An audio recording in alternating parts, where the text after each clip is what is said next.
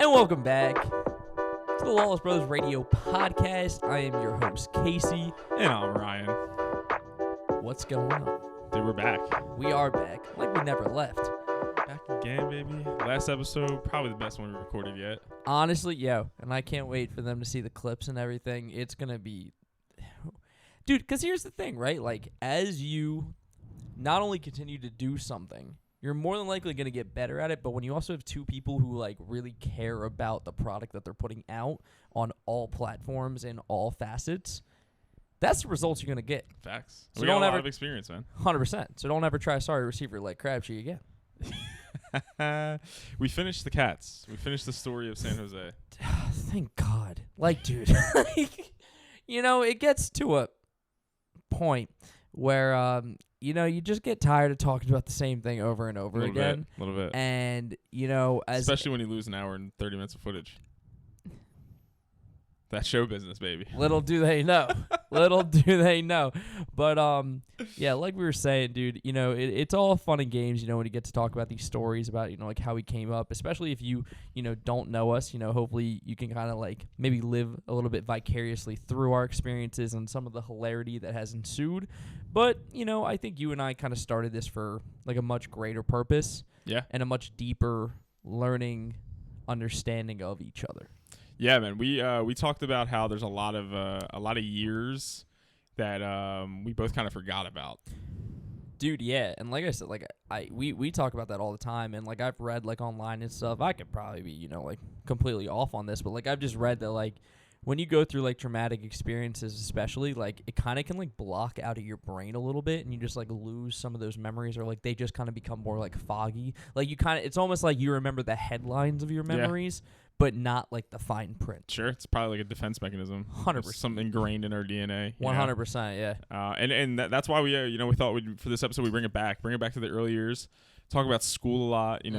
Talk about kind of just the early years, early expectations, school overall as a whole. Yeah. As a whole, just whole topic. And the complete gist of it, what's the point of it, and kind of how we're going to get into that. And the expectations that the world puts on you for school and parents and all those things, right? 1,000%. I think it's good, too, because, as we preface again, we've both done a lot. Neither of us have a college degree. No. And both doing jobs that you could argue require degrees. 1,000, yeah. I mean, especially like with like what you and I are doing now, like 100%. I mean, but that also just comes to the point. We're gonna get deeper into this topic later, but EQ is something that is very underrated and underappreciated in this world, and you need to know how to talk to people. Facts, absolutely. And I don't think any degree is going to certify you in that. Quite the opposite most of the time, truly. A lot of times you have very brilliant people that do not have the social skills to interact with the world on a daily basis. Legitimately. And so let's talk about it and bring it back to these early years. The first neighborhood we lived in, Croydon, Pennsylvania. I was there for 8 years. Yeah, and I was there for 5. And so I do have some weird memories about school from there. I had the most school out of all three of us there. True. Going to elementary school. Mm-hmm. But a lot of the more memorable things of that experience was how I was just a ragey little kid. You were a fiery son of a gun. Fiery son of a gun. I definitely, that's probably just ingrained in my DNA and built into the traits. But basically, I would get very angry, and I would start crying, and then I'd start beating people up. Dude, you would see red, forget everything, and start swinging at everything in your path. Yeah, man, and it's crazy too. I was like a brilliant little kid, all these expectations, told that from a very young age. Dude. Truly, I'm not told that I was... Bro, literally, like, not to stroke your own ego, but, like, genuinely, like, you were told since you were, like, what, like...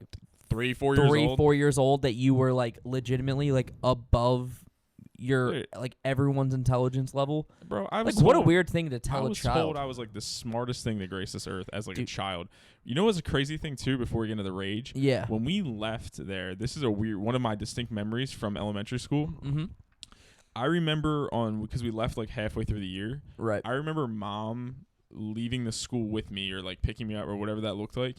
And I remember like the 3rd grade teacher telling mom that she was upset to see me go because the average of the standardized testing for the school was going to drop. Shut the fuck And up. I was in 3rd grade. And I was like, what the fuck even is that, right? What are you supposed to do with that information at 8 years old? It's a crazy thing to think about, but it's something that's stuck. It's something that's stuck in my brain. You know, random things stick. Yeah, Random no, I things get stick, that. and like that was one of them. I want to tell a story. Get back to the fun, raging little child. Oh my god, yeah. So being like the typical thing of being a smart kid, and a lot of the kids on our street that we hung out with were older. Yeah, we were probably the youngest. So I was thrown into like just hanging out with like older kids on a regular basis. Dude, I did even at like baseball. I got like bullied for being smart, like weird random shit as a little kid. What the fuck? So I had a lot of rage, man. I had a lot of rage, probably from the way I was formed too. From Perhaps from who our parents are and shit like that. Yeah, we'll get into that. But there's this moment where we had a pretty big yard.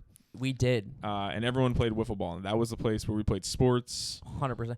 We had like a giant driveway where every kid would like skateboard, whipping scooter, big wheels and shit. Dude, absolutely. And we had the life for a second. Yeah, as a little kid, you don't even know what that life is, so you're just having fun. We're digging in the dirt.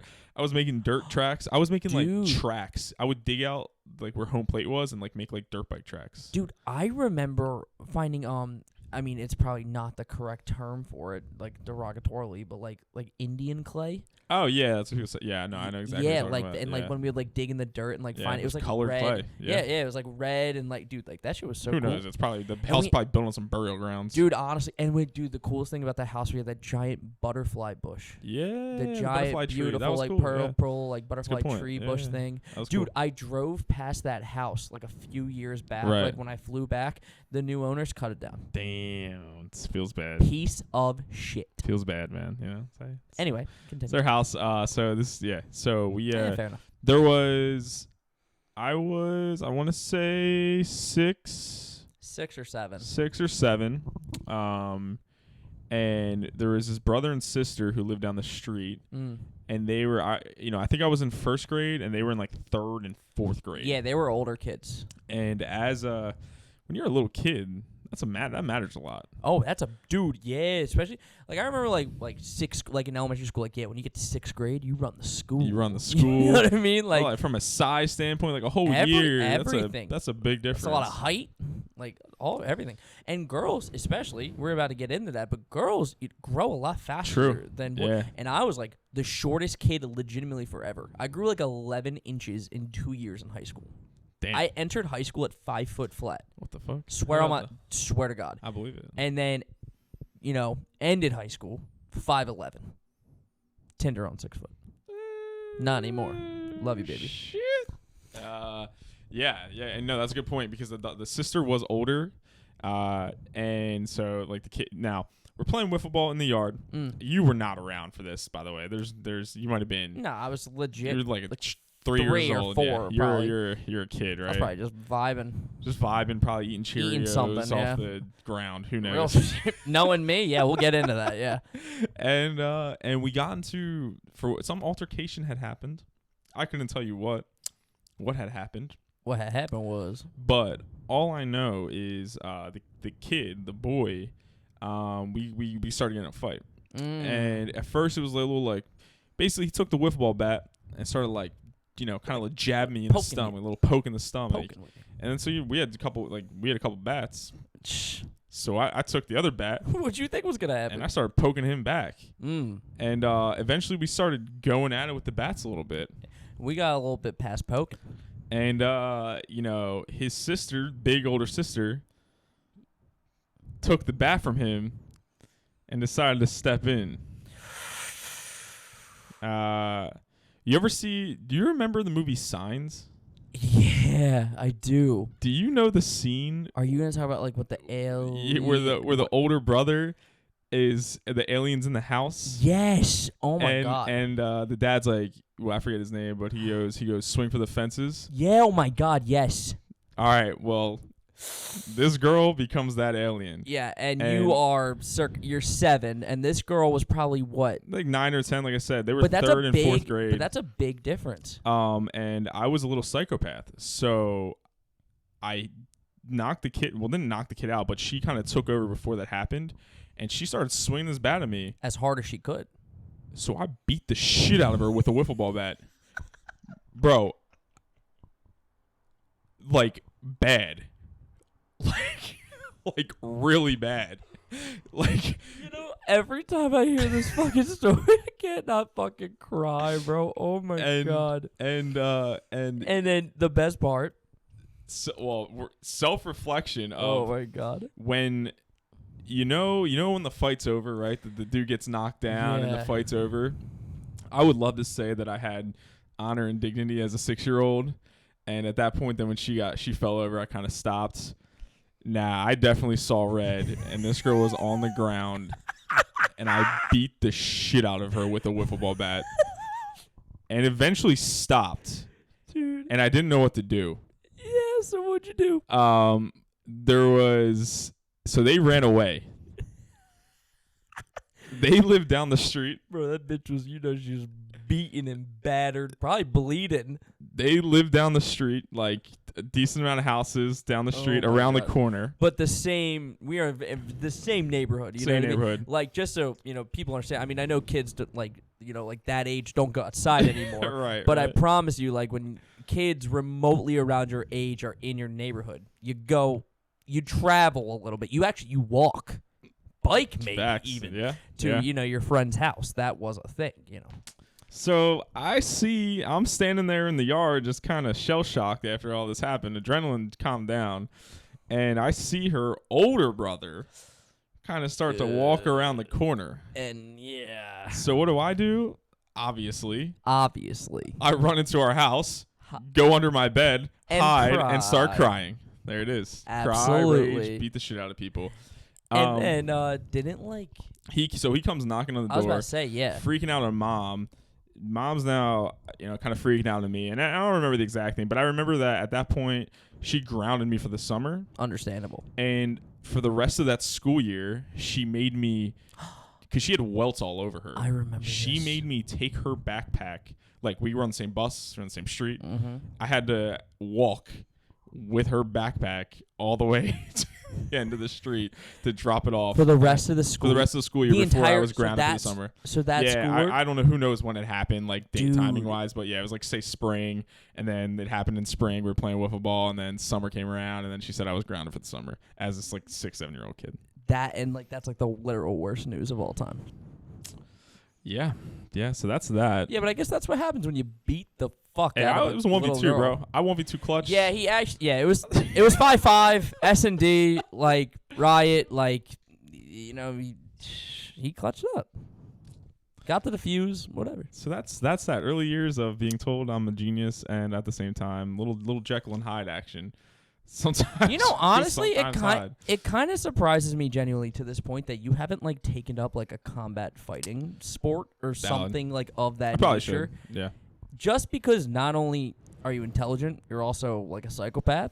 So you might, probably should. That'd be a good thing to do. Take actually. that up, you know what I mean? Especially with like the weightlifting injuries, honestly. Dude, 100%. But then I think the biggest thing that you got to transition into is, you're around 8.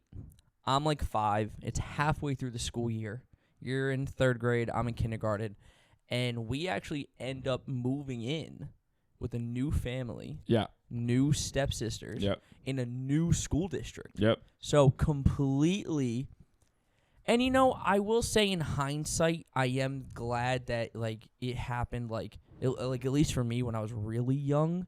You know what I mean? Yeah. And I mean that in the sense that, like, I definitely, like, remotely remember having friends, but like in kindergarten. Sure. And then like some of the kids like, on our street and stuff.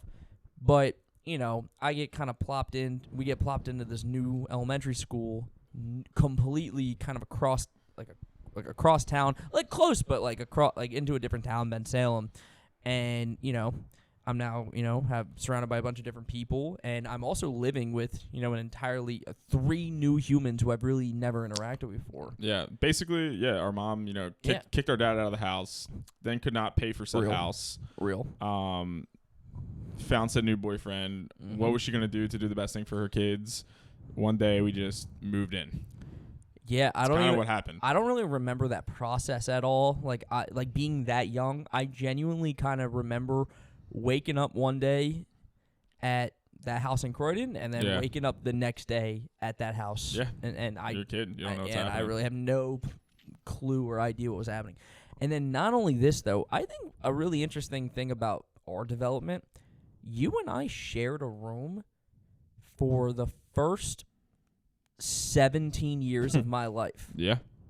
And now, I know that there's going to be a lot of people who relate to that, and there's also going to be people who are like, how the fuck is that possible? Like, growing men, becoming grown men in the same, room. Right. Constantly at each other's throats. Yeah. Constantly trying to have your own space. Constantly trying to have, I don't think you and I probably talk about that enough, to how that really probably altered, a lot of, how we became humans. Yeah, we also lived in a room that had rainbows and butterflies and fairy tales. Yeah, that was our second room. That was the second room. I don't even remember the first room, bro. First room, it was pink. Oh shit. First bedroom we moved into, it was with dolls. Maybe that's why I have a fear of dolls. With I don't bunch like dolls. I Annabelle fucking don't like dolls.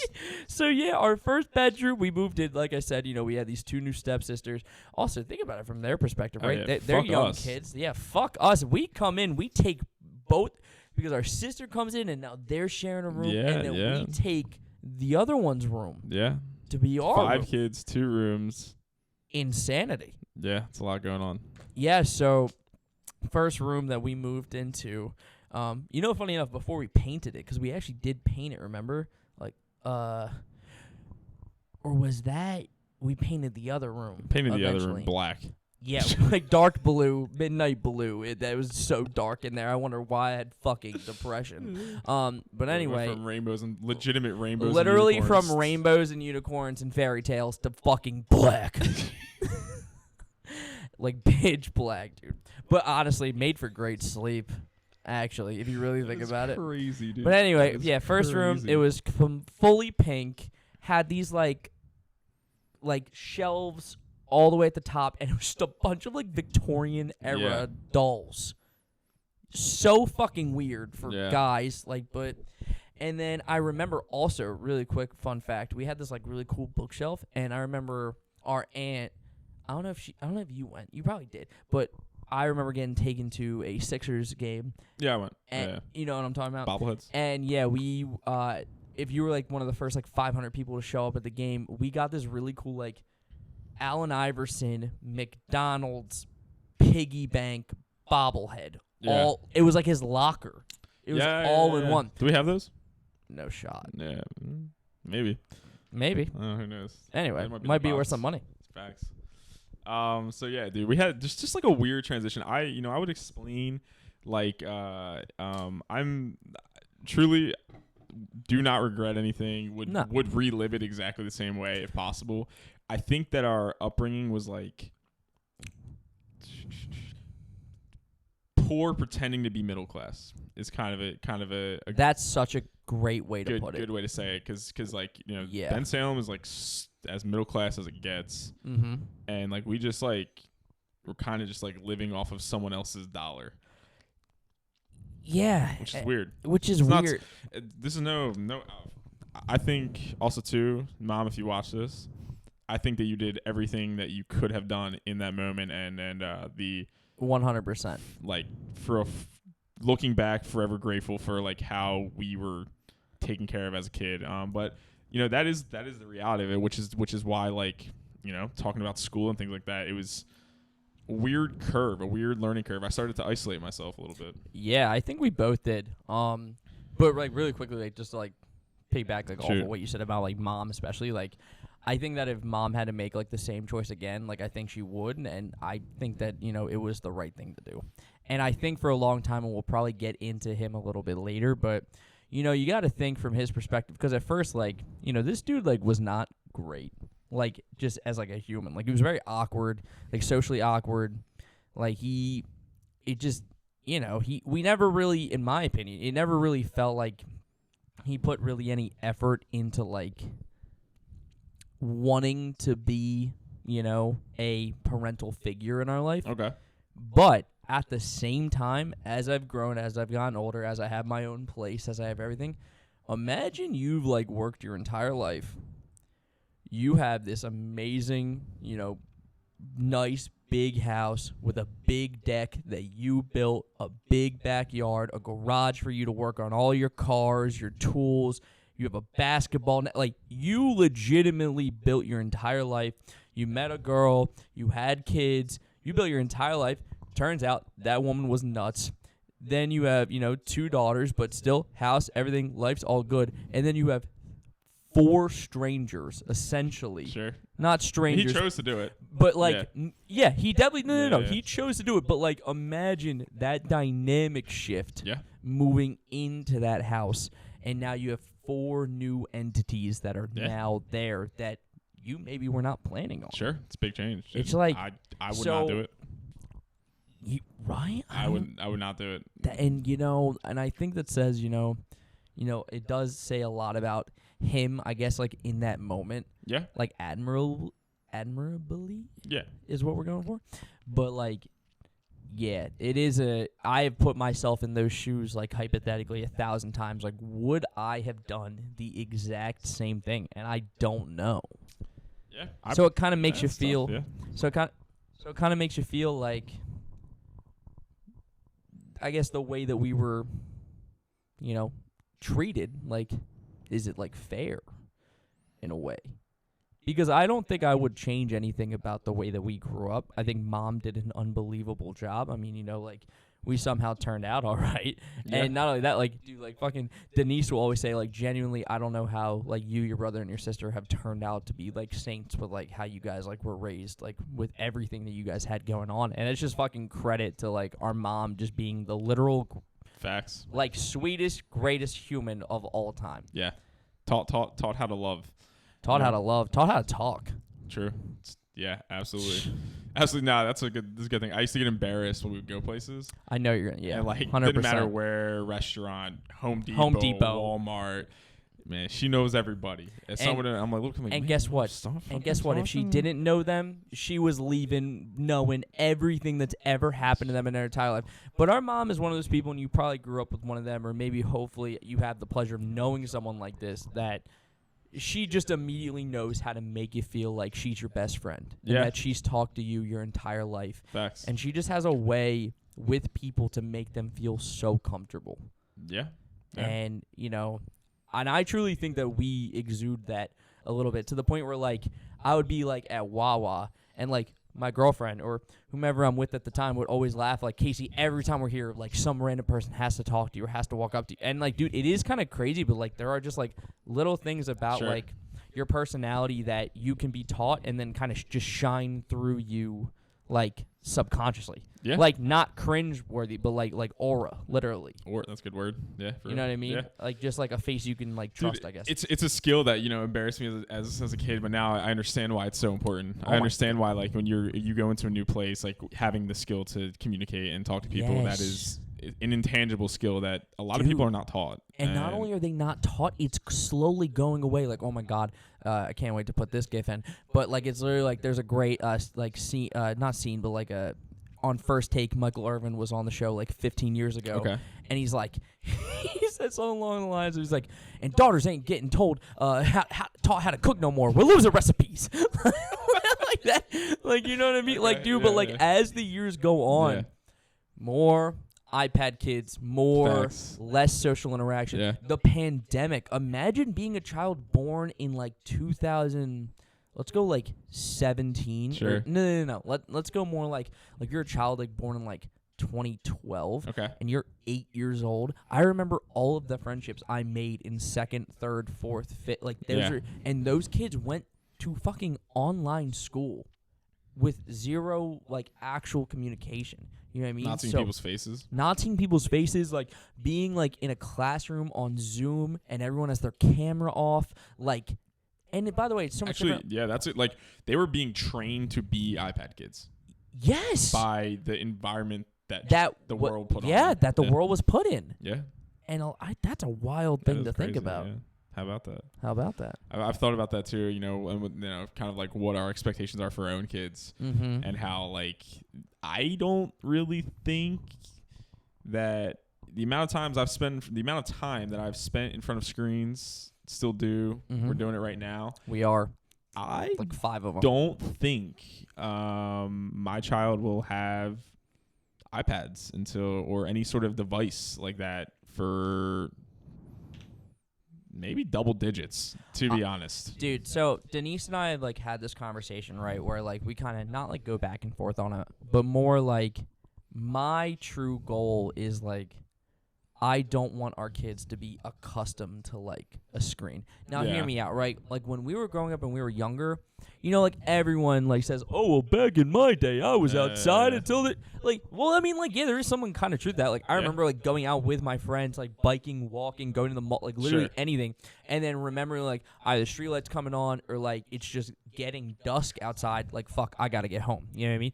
But I'm not saying that and. Apparently, a lot of people think like the world is so much different, and I don't, call me a contrarian or say this is a hot take, but I don't think the world, hear me out, I don't think the world has changed as much as we think from an outside perspective in terms of kids playing outside. What I believe has changed is our exposure to horrible shit through these fucking things. Okay. So, like, it's kind of like where... Like, for example, like, you pull up the stat right now, but, like, crime across the United States has only dropped over the last 50 years. Okay. But more than likely, you're probably accustomed to think that it's worse than ever. And it's because of the amount of access that we have to everything, to every fucking Ring camera, to every like, dude, it's like when there was, like, 3 plane crashes, like, in, like, a span of, like... 3 months or something, and every single person on the planet was like, "Oh, I'm never getting on a flight again. Every plane's fucking bro." Like hundreds of thousands of flights are leaving every single day. Like, dude, it's just my goal is to create an environment for like my kids that like they need to be outside. They need to learn how to play. They should fucking climb trees. I want you to scrape your knee. I want you to like do shit. There's such a like, man, I'm getting hot. Like, there's such a, like, protective, like, stay inside, don't talk to anybody. Bubble boy. Bro, like, by the way, the whole, like, stranger danger thing that we were taught. Yeah. Fun fact, you're more than likely to get assaulted by someone you know. Ooh. Than someone you don't. All right? Because there's a level of trust. Okay? Fair. That's number one. So if you're constantly teaching your kids, don't talk to strangers, don't trust strangers, they're going to be more trustworthy to adults and aunts, uncles, fans, funkles, if you will, like people who like, are constantly in your life, and they could be the one to take advantage of you. So all I'm saying, of course, is, choose your friends wisely. That's kind of where I'm going on a tangent. But all I'm saying is that in terms of like devices, I'm probably around the same boat, maybe like 9, 10. But I've seen like ads for like phones where like they're like 4 buttons, basically like mom, dad, and 911, like stuff like that. They're going to be around devices. I think the important thing is just it's probably important in every generation, and there's probably a new thing that people can get hooked on in every generation. I think the important thing is to like lean into their hobbies, right? So 100. So if if my kid is super creative, like can draw crazy things, or the case is like, yo, let's go. We're gonna get you supplies. I'm gonna give you the tools to do that, and maybe that does involve a device at that point, maybe, right? Because of digital artwork or something like that. Yeah. Or if it's sports, it's like I'm gonna give you these resources to kind of, really tap in, grind and show like you. Any sort of skill you can show, or you can learn important human things through like any skill, but it needs to be like practiced upon. I think that's something that happened to me with all this talent I had as a child playing baseball, like Mhm. really good. And I Yeah. not to blame anyone again. It's all learning, but I didn't have resources, right? You know, I played 12 years of baseball Right. and never owned my own bat. That's a crazy thing to really think about that. There's no way. For real. Whose bats were you? What do you mean? You didn't. Team bat, bro. Team bat is someone else's. Every single time, no matter what.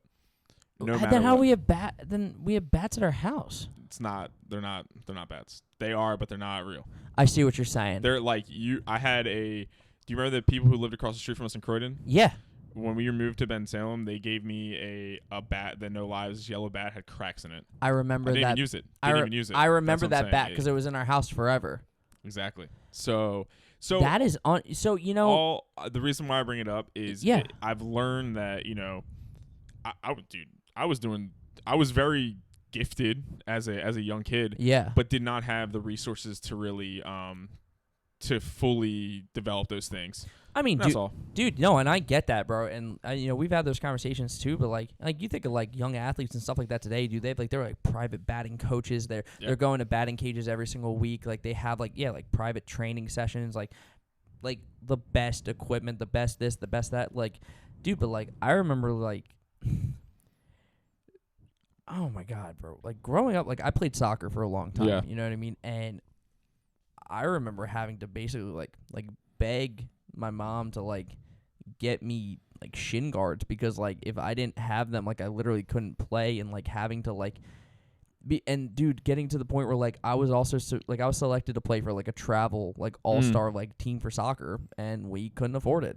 Sure. And, like stuff like that, you know what I mean? Like Is stuff what it that is, I right? really would have been like, you know, really I was good and I was interested in, and I Yeah. loved playing, and like we, you know, physically weren't able to do those things. And I think that the great way, like we were basically like we were poor cosplaying as middle class. Yeah. Is like the best way to describe it, you know what I mean?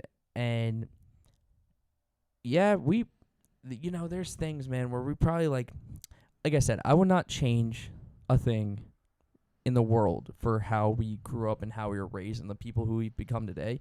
But the actual lack of resources that we had, it kind of like, you know, it's sometimes, what's the explanation? Or there's like a quick analogy. It's like an alcoholic father, right? Okay. He has like 2 sons. Okay.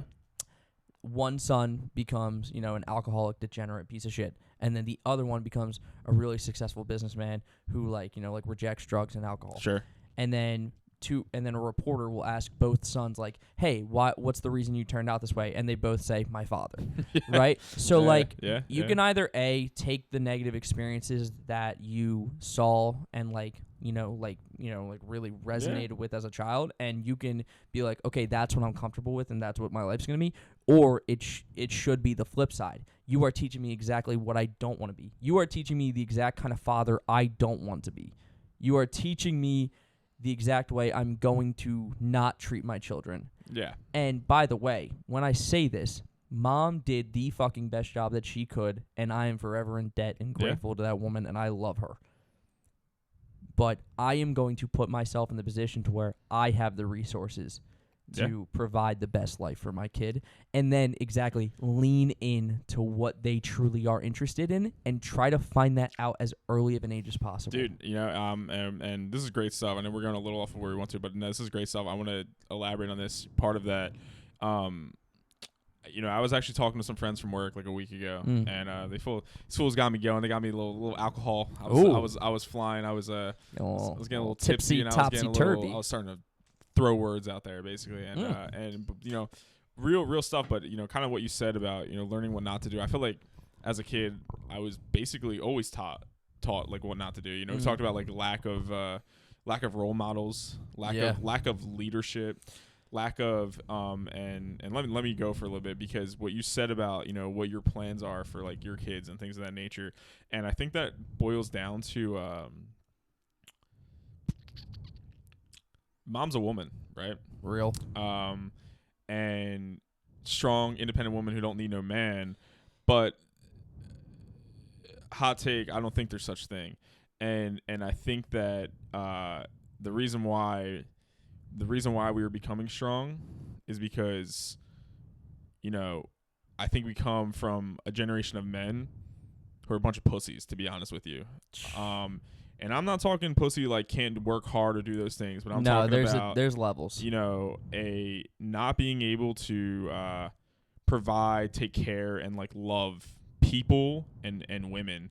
You know, this is not even in like a not a feministic way. This is more of a we lack leadership as a culture across the board.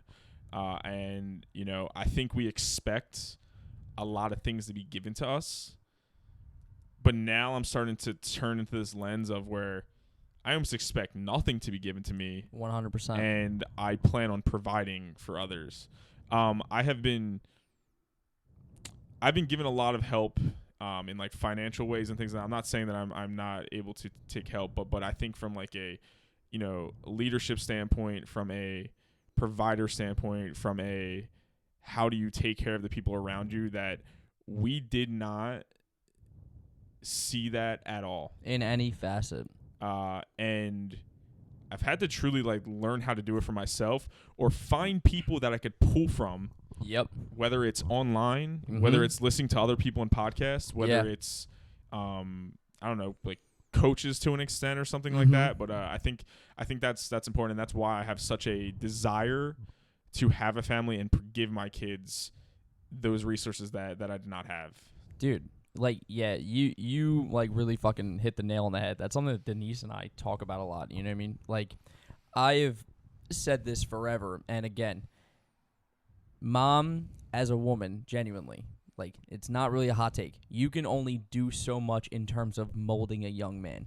You can teach him how to, like, be empathetic. You can teach him how to talk. Like, you can teach him those important things. But, like, my best friend at 15 years old taught me how to shave. Yeah, fair. Like, yeah. Like, there are so many things that over, I would really say, like, the past 10 years of my life that I've had to, like, reparent. Or if not reparent, parent. Like, I've had to change behaviors. I've had to change philosophies. I've had to change my psychological outlook on life and how I'm going to treat others and be better for other people, because I physically did not see it once growing up in any capacity. The most leadership that I was ever taught was legit you, which, I mean, we will unpack all of that later. But thanks. Teachers to an extent, sure.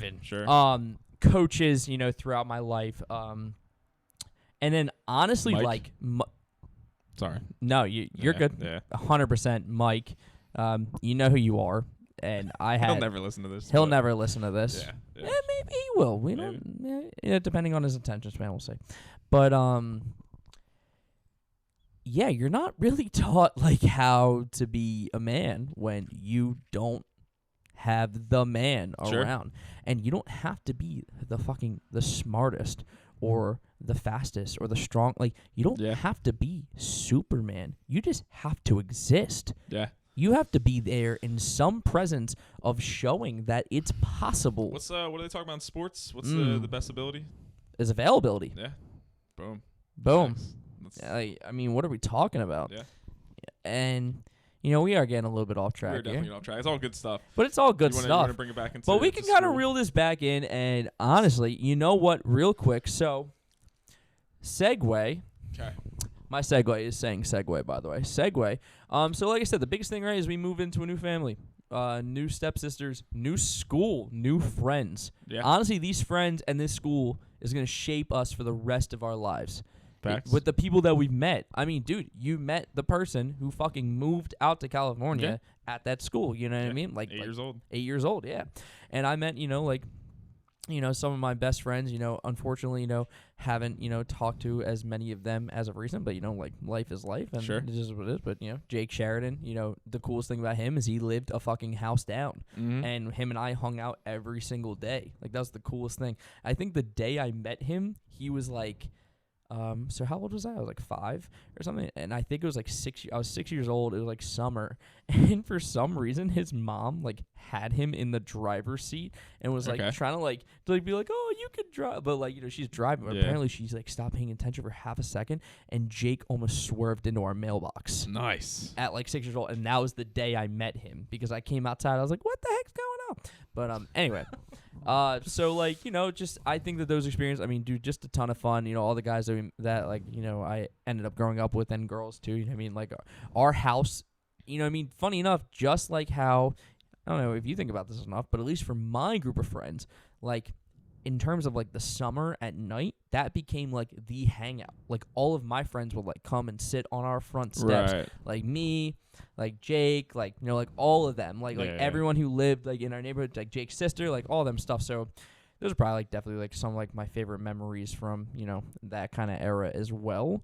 But school to me was something that like wasn't really ever. I don't know how to explain this. Mom unfortunately was pulled in so many directions. Yeah. So school was to me both important and like not important. Okay. Like it was never like really hammered into me that how big of a deal school was. So I think kind of throughout my whole scholastic career, I really didn't take it that seriously because I was just more focused on like building relationships and building friends and like, building experiences, I would say, more than that. But I think like the biggest, probably thing for school for me was probably why is because both you and our sister were told that they were gifted. Right. And I was not. Yeah. So there was like a long period of my life where like I basically just considered myself less. And, being surrounded by you, being surrounded by her, like, I was kind of always looked at like kind of like just like the black sheep, like failure of the family. Like, dude, like even at like family gatherings and like events, like, you think? Yeah. Okay. Like in terms of how I was treated and compared to you guys, bro, the amount of conversations that I've had with aunts and uncles where you and her were just brought up as like you guys are just, oh my God, and Ryan and your sister, they're just so smart and talented and like, oh my God, like your mom must be so lucky. And I'm like, I'm 10. Sure. Like, what about me?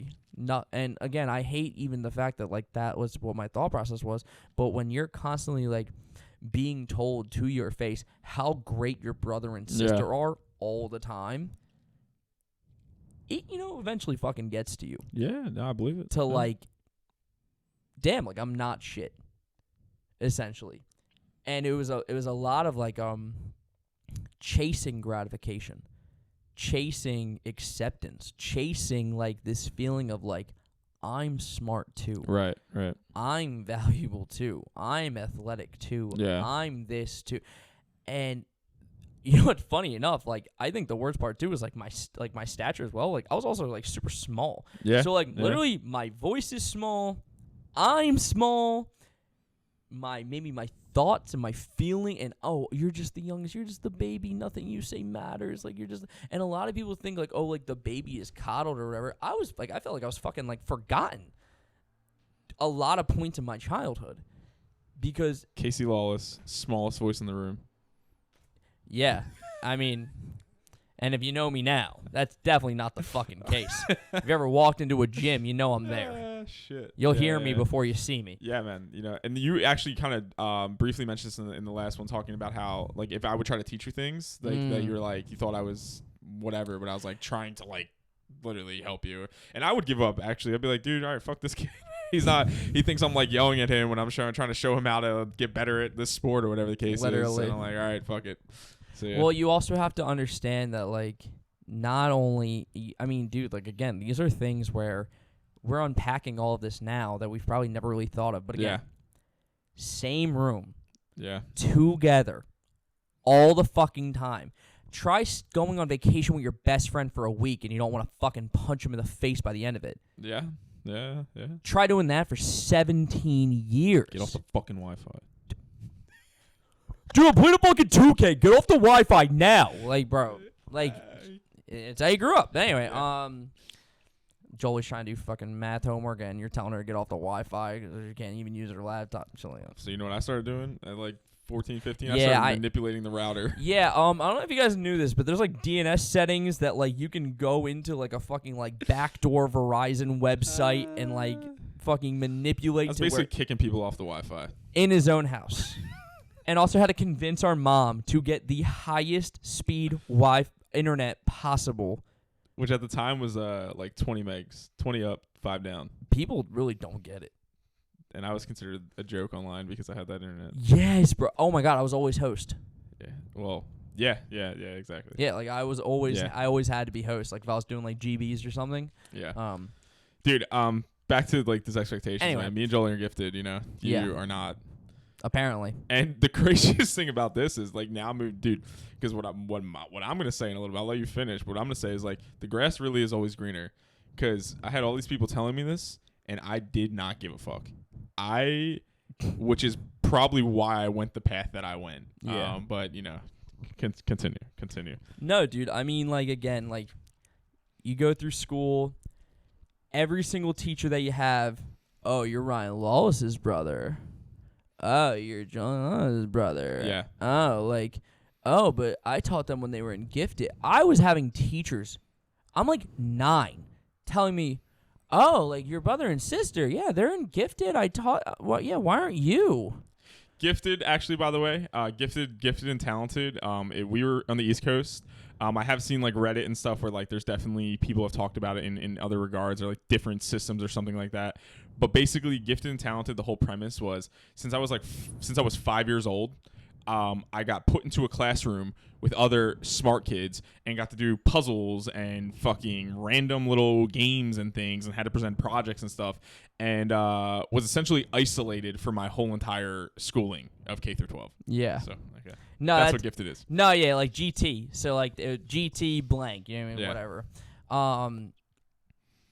It was like super honors, basically. It was like between AP and honors. If it is probably like the way like I would describe it in like a high school sense. Sure. Maybe. I don't fucking know, dude. Anyway, long story short is I was having fucking grown ass men and women ask me, "Oh, like your brother and sister are so smart. Why aren't you?" Yeah, that's crazy. And yeah, dude, I will never forget 6th grade. Do you know Mrs. Dandar? You remember her? Yeah, I never had her, so. Yeah, so I think I don't think Jolie had her either, but you know she wasn't a gifted teacher. Yeah, but apparently you two were very well known. Oh shit. And the first day of class, she's like, "Oh, Mr. Casey Lawless, I think you were put in here by mistake. Let me contact." I forget who the gifted teacher was at that time. That's crazy. And in front of the entire class, she was like, "Nope, you're meant to be here." Dude, I'm 11. Damn.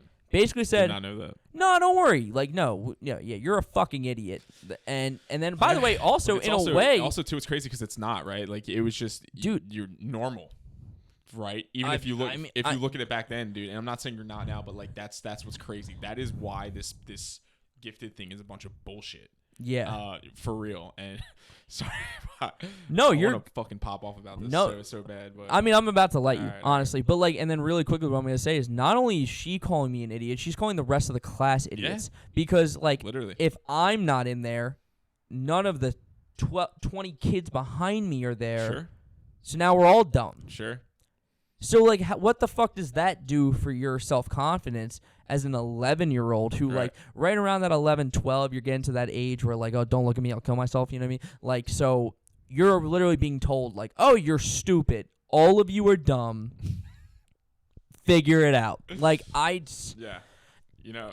But you know, the one thing, like I said, I will say is a lot of my school, especially from like middle and like elementary and middle school, like I really just have that like blacked out. So I really don't know about. I probably know a little bit more from our sister about how GT was, like because she was just a grade like above me. Yeah.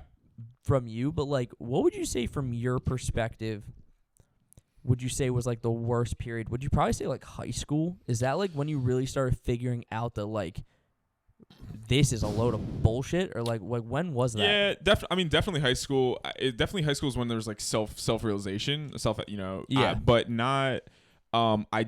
in 6th grade was the first year where it was kindergarten through 5th grade, it was kind of a thing you got to do once or twice a week is like this special thing. I would literally go to this classroom for real with like a couple other kids. Yeah. Do some like accelerated math and create fucking puzzles. I'm so serious. Puzzles and presentations. What? I would make like random like dioramas and like those kinds of presentations. Dude, what? And then 6th grade was the first year where it flipped to where all of my classes were specifically subject oriented and with other gifted kids.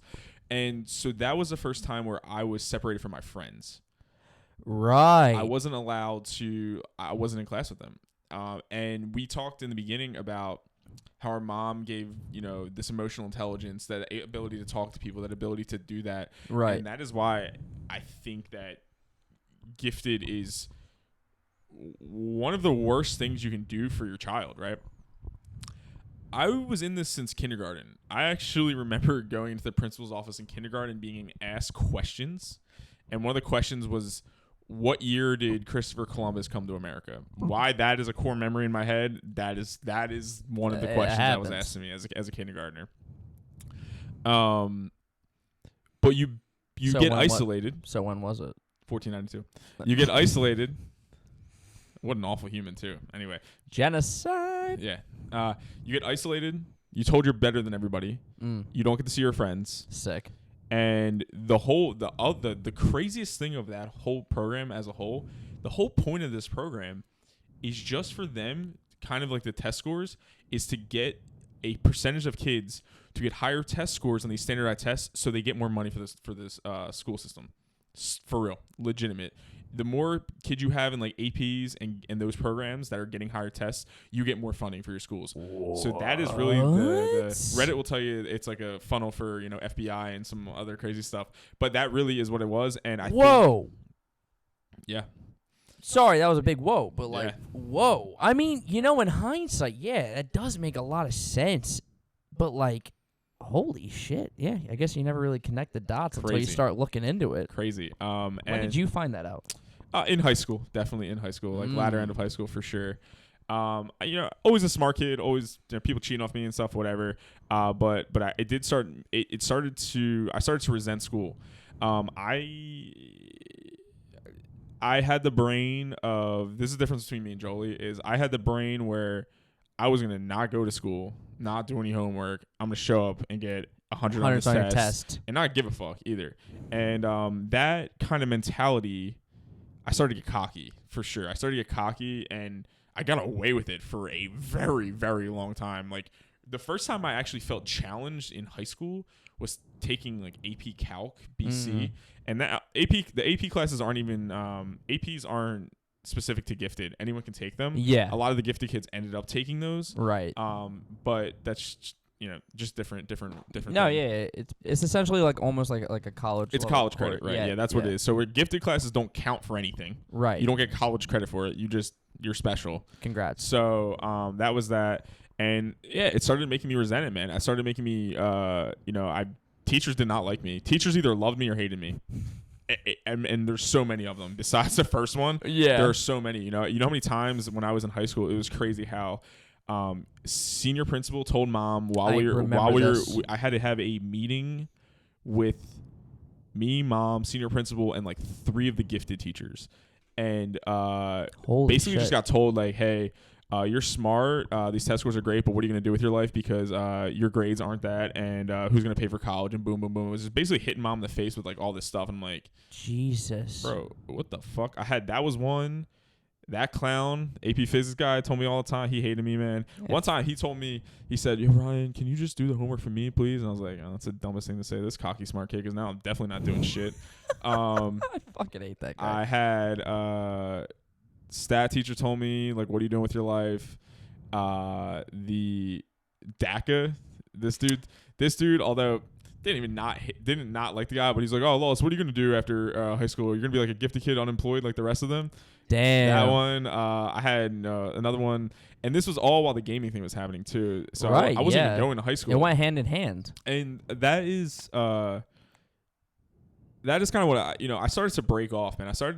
I started to do my own thing. Kind of how you said that mom wasn't like she had a lot going on. Yeah. That was the other kind of blessing and curse for me, is that I, being the oldest, once I like went to one tournament and came back alive, if there was any if there was any leash at all, it was gone. Floodgates opened. I think mom kind of realized that I was just gonna do stuff, and there wasn't it wasn't really there wasn't anything, and no one anything could do. I a funny off story, dude. What I used to do in high school before you and Jolie were in high school. Yeah. So I started. It's probably my junior year was the first year that Jolie was in, so definitely sophomore year. When I started really like gaming a lot, I wasn't allowed to play baseball anymore. Fucked on my shoulder. They told me I wasn't allowed to play, so I said, "Fuck it, I'm gonna play video games." I used to wake up early. High school, I left the earliest. Yep. Mom had this like broken down minivan in the garage or in the driveway. Yeah. I used to wake up before everybody, leave for school, go into my mom's minivan, sleep until you all left, and mom and Art left for work, and I would go back inside and play video games. Shut the fuck up. How long did you do that for? I definitely did it like every once in a while for sophomore and sophomore year of high school. Yeah, that's awesome. Because once junior year was there, Jolie was leaving at the same time as me. I couldn't do it anymore. That's the kind of shit I was doing, dude. The purple one? Yeah, purple minivan. Sleep in the back seat until you all left. That's gnarly. Sometimes I would walk to the bus stop and just not go. I've definitely done things like that before. And this is not even to, my school experience, I think, would have been a lot better if I was just in honors classes with my friends. Yeah. Or not in regular ass classes. Yeah, so that way you had like access because to them. The social,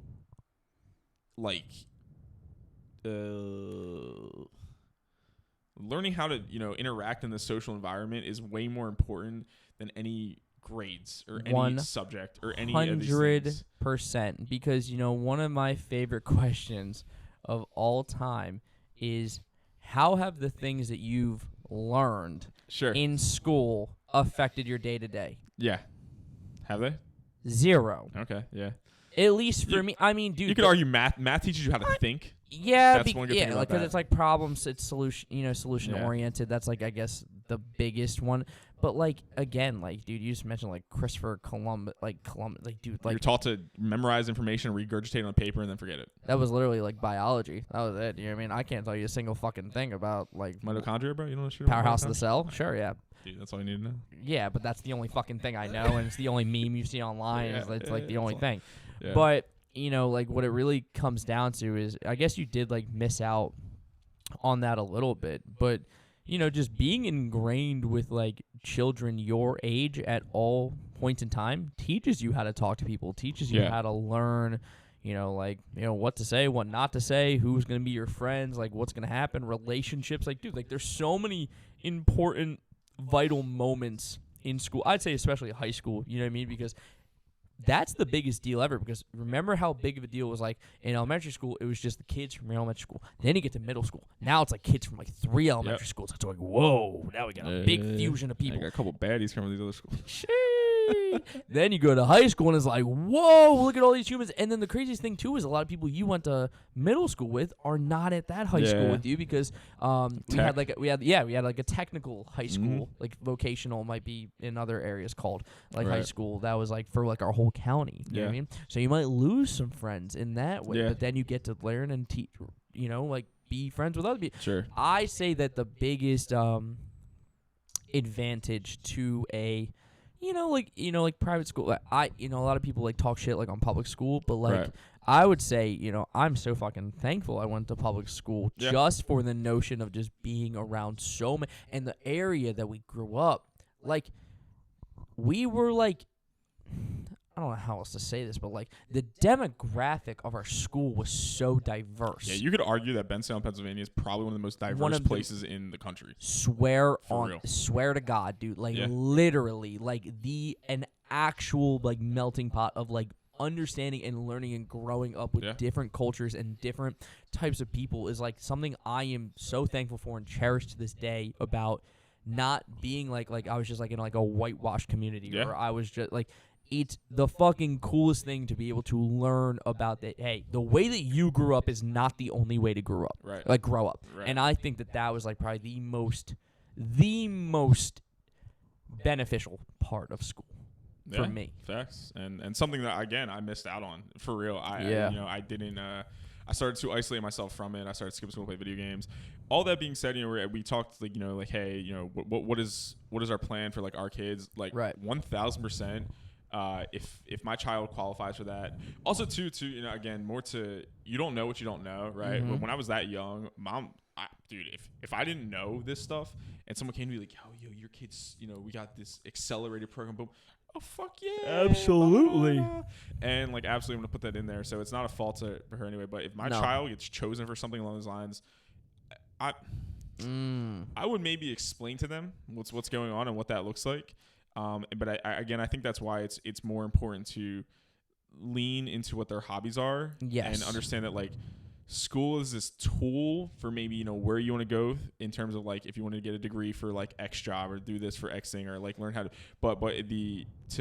I think part of this whole life thing is learning what you're passionate about and hammering into 100%, which is why that I would not put my child through that program at all. Yeah, I think that if I were asked like the same thing, I think it would be again like it can probably seem incredibly enticing as a parent. Yeah. You know what I mean? To be like, oh my God, like, wow, like my child, like this is so cool. Like I'm so blessed. I'm so but they might be missing out on like incredibly valuable life and social skills that they will probably have a very similar education if they just go through it the quote unquote normal route. You know what I mean? And then in terms of like going past gifted, like our expectations for our children with like college and like after high school, things like that. I think again, the biggest thing that you can do is pour into their interests as early as possible so that it's even maybe to where like, let's just say, for example, because, remember when you were a kid and like, he's like, oh, what do you want to do when you grow up? Sure. If you want to be an astronaut, bro, if you remember all of those answers, it was all about what you're exposed to. So like, I remember like, oh, I want to be a football player. Yeah. I want to be a doctor. I want to be an astronaut. Sure. It was all things just kids could just see. But how about like a T-Rex, dude? Yeah, right. But like, no child saying, "Oh, I want to be a deep sea underwater welder." Like, you're right. So like, my point is my goal as a parent is to like try to honestly introduce as like many career options, stuff that was not shown to me. I can't wait to teach my kids fucking financial literacy. That was something that was never taught to me. It's not taught to anyone in school. Not taught to anyone in school. Dude, they have a fucking finance 101 class. That was the most First of all, that class sucked, okay? I don't know what you're talking about. It was an elective, yeah. Finance 101 or whatever, and I remember taking it just because like I had to, right? It was just like another elective I needed, and dude, that like they gotta freshen that shit up, dude. It was just some fucking old ass dude who like wore a Rolex at the front of the class. I really do forget his name. He had shit handwriting. That's all I remember. And turn to page 592 so you can learn about the credit bureau. Like, dude, like just the most disinteresting, like uninteresting, like the most absolute heinous, boring, like made you want to rip your eyes out class of all time. Like there is zero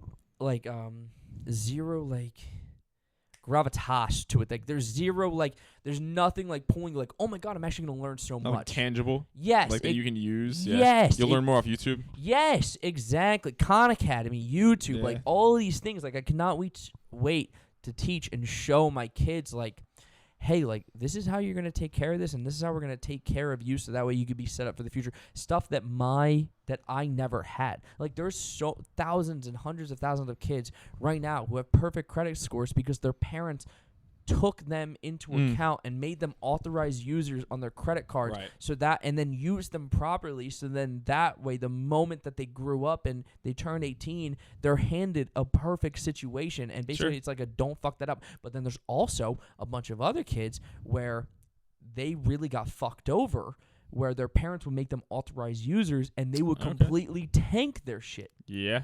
So I am really excited to really dive into what my kid loves. It doesn't have to be what I love. Sure. Which is, going to take a while for me. But it's a good dream. But, what I love, you know what I mean? Yeah. My son might be like the fucking greatest figure skater on earth. All Or he right. might fucking love painting. Or he might fucking want to build hot air balloons. I don't fucking know. But my point is I want to find that out as early as possible. Yeah. I also want him to try a bunch of different shit.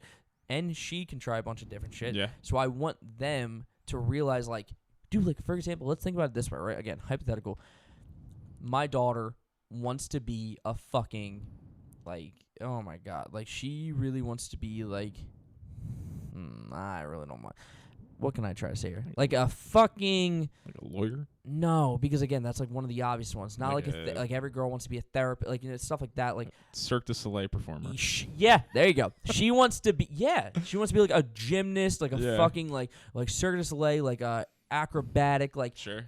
bro, you put her through, like, classes and training and all this stuff throughout high school and everything, and then that way she's already really good at it, and maybe she gets a job as a Cirque du Soleil performer right out of high school, doesn't even need to go to college, and guess what? Now she doesn't have a bunch of fucking debt. She gets to do what she fucking loves, and she's happier for it. Yeah. So I'm just saying, I want to try to teach and parent my children in a similar, but just like an upgraded way. Absolutely. To how we were the raised. whole point of all this. And I think that's like the whole point of all this. And I can't wait when and if I do have a son, I cannot wait to be the father that I never had. You see Tom Brady, bro? That's where you're going to be. I'm handing my child like a fucking pint-sized football age like 0. And he's just gonna slowly keep throwing it. That's a funny thing too of like Project Messi. How about this? Just like talking about like expectations of like the world tells everyone to go to college, blah blah blah blah blah, do all these things. I know so many people in my age that if they did go to school are like not doing jobs with that and we're probably in a bunch of debt. And it's tough too because it's the craziest thing about that is it's not their fault.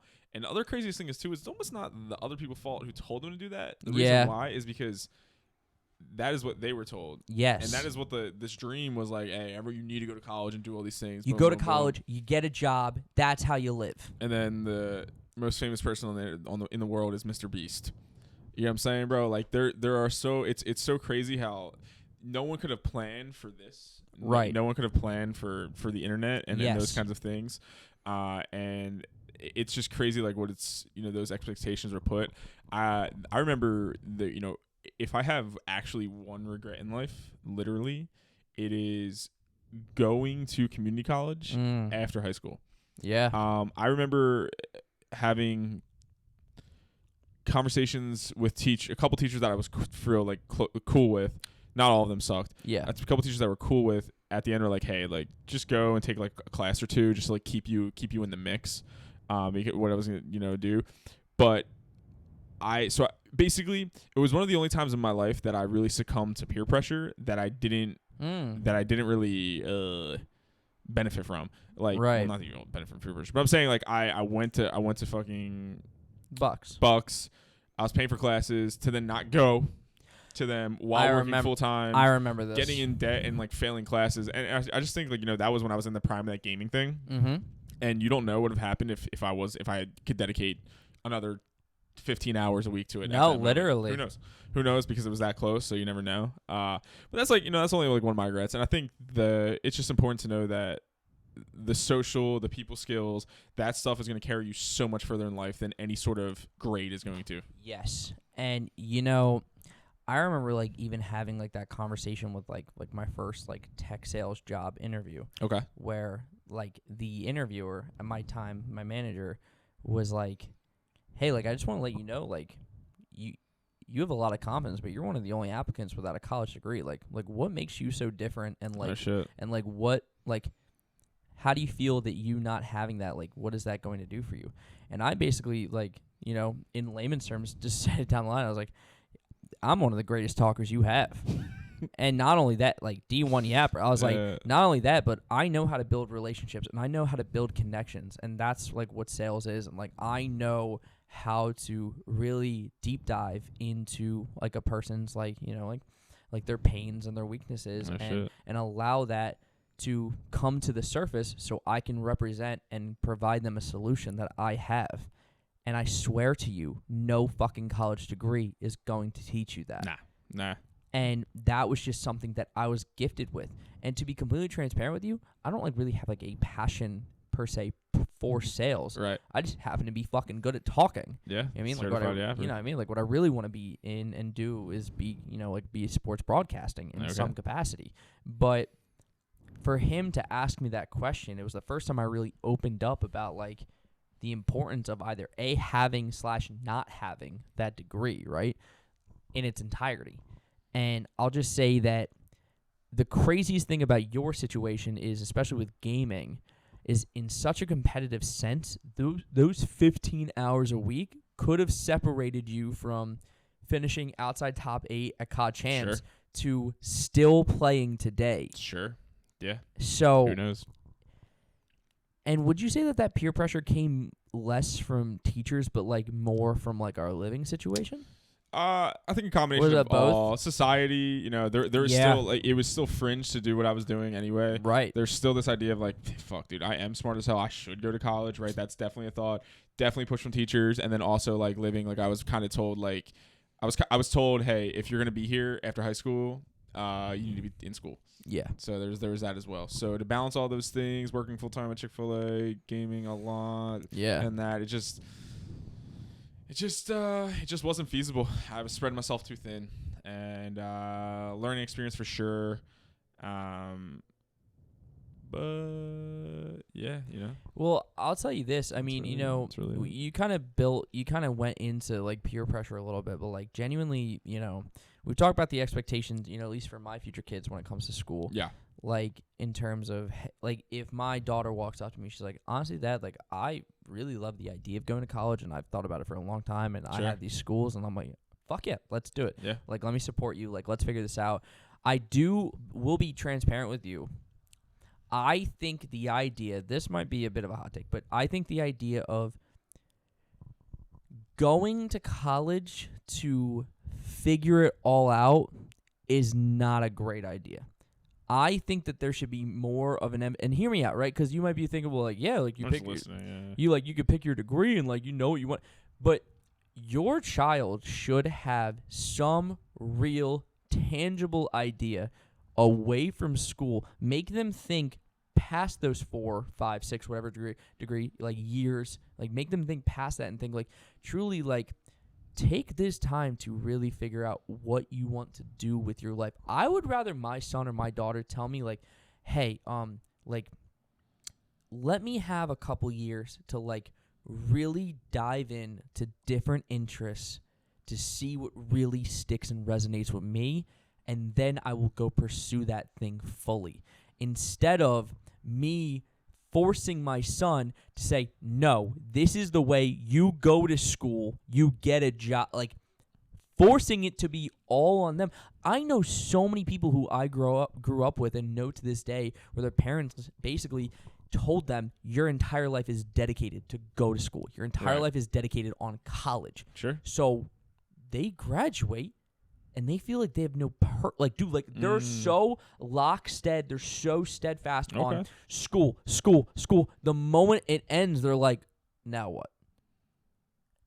Fair. And that's so real for so many people who only went to school because they were constantly being convinced by their parents that this is the only way to succeed. This is the only way to go anywhere. But they were never told, but this is what I would do after. They're just told, school. This is the most fucking important thing that you'll ever do in your entire life. And then guess what? Now you're 22 and you're like, I have no purpose. Yeah. Why am I here? What am I doing? That's fair. So my plan is to try to help my kids evaluate what their life's going to be. Sure.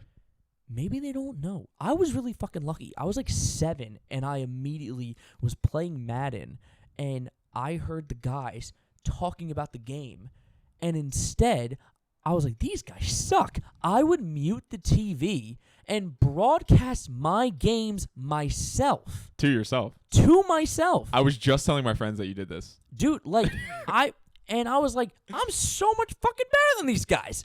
Nah, And I'm 7.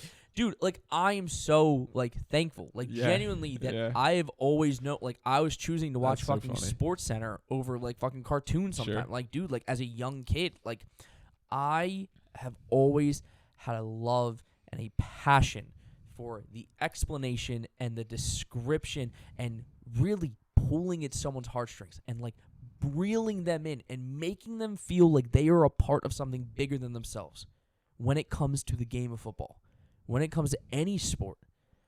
And I've known that for a long time.